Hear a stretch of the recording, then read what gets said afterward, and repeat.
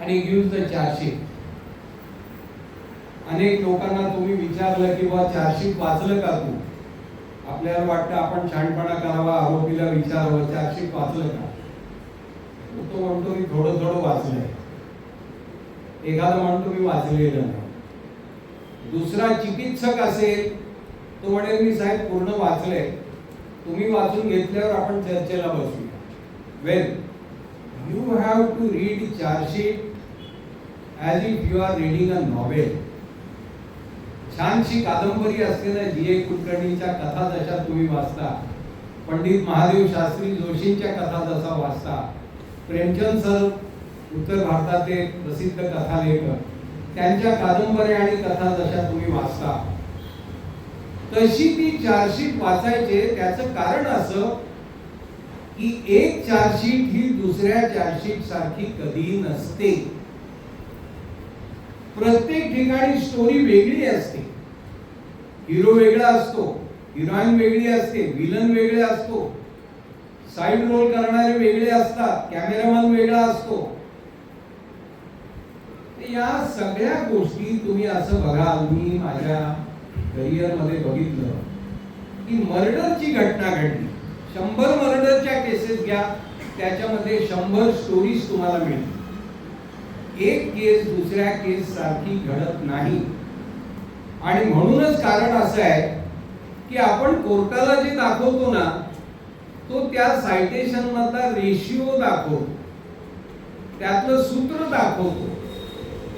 आपण फॅक्ट्स वर कधीच बोलत नाही, कारण somebody may say facts are different and the citation is not applicable.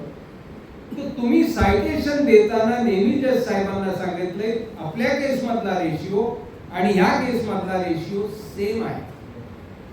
Ratio म्हणजे कायद्याचं सूत्र, the thread of legal aspect we would से.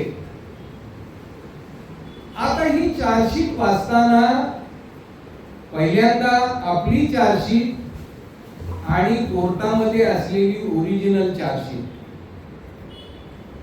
एक सवय लावून घ्या तुम्हाला.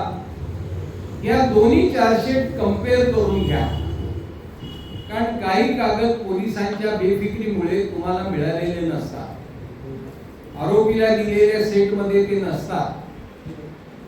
मग ते कागद आपल्याला मिळवायला पाहिजे. मिळवणं सोपं झालंय आता, टिक मारायचं कॅमेरा काढून आणि घरी जाऊन प्रिंटरवर कॉपी काढायची.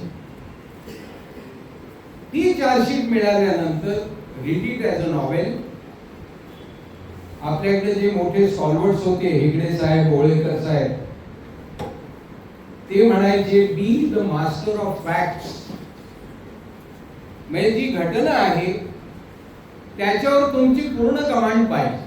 फिर्यादी कोण आहे? तुकाराम आहे. आय विटनेसेस कोण आहे? सीताराम आणि गंगाराम. तुम्हाला माहिती पाहिजे सगळं. हे नॅचरल आय विटनेस आहेत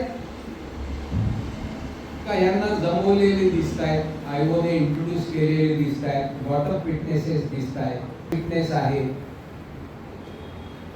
तुम्ही तुमचं माइंड अप्लाय केलं पाहिजे त्याला. त्यांच्यातलं कथन आय विटनेसच्या, फिर्यादी हा जखमी आहे त्याच्या फिर्यादीतलं कथन हे एकमेकाशी सुसंगत आहे का तंगडीत तंगडी घालणार आहे. तुम्ही अलर्ट राहिलं पाहिजे. आणि आपल्याला शेवटी हातात काय, त्याच्यातला कॉन्ट्राडिक्शन्स, त्याच्यातला व्हरायन्स कोर्टापुढे आणून सादर करणे आणि कोर्टाला सांगणे की this story cannot be believed, this is doubtful story.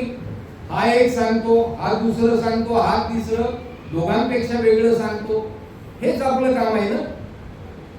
So what we से, आपल्याला हे आय विटनेसेस जे आहेत ते व्यवस्थित स्टडी करायचे. त्याच्यानंतर उरलं काय, तर स्पॉट पंचनामा आहे. मर्डर केस असेल तर इन्क्वेस्ट पंचनामा आहे. इन्क्वेस्ट पंचनामा म्हणजे मृत्यूच्या कारणांचा पंचनामा. लक्षात ठेवा, प्रेताचा पंचनामा नव्हे तो, मृत्यूच्या कारणांचा पंचनामा. जखमी माणसाच्या बाबतीत कुणीच मेलं नसेल त्या केसमध्ये तर इन्क्वेस्ट पंचनामा नसतो. एका 360च्या केसमध्ये नवीन सरकारी वकील मला भेटले, म्हणाले मी काय आता काळका तू माझं ह्याच्यात इन्क्वेस्ट पंचनामा नाहीये. अहो म्हटलं मॅडम ही 307 ची केस आहे. हो ना म्हणे पण इन्क्वेस्ट कुठे आहे? अहो म्हटलं याच्यात मेलेलं कुणीच नाहीये, त्यामुळे मृत्यूच्या कारणांचा पंचनामा त्याच्यात नाहीये. असं आहे का म्हणाले. म्हटलं ह्याच्यात असू शकत नाही.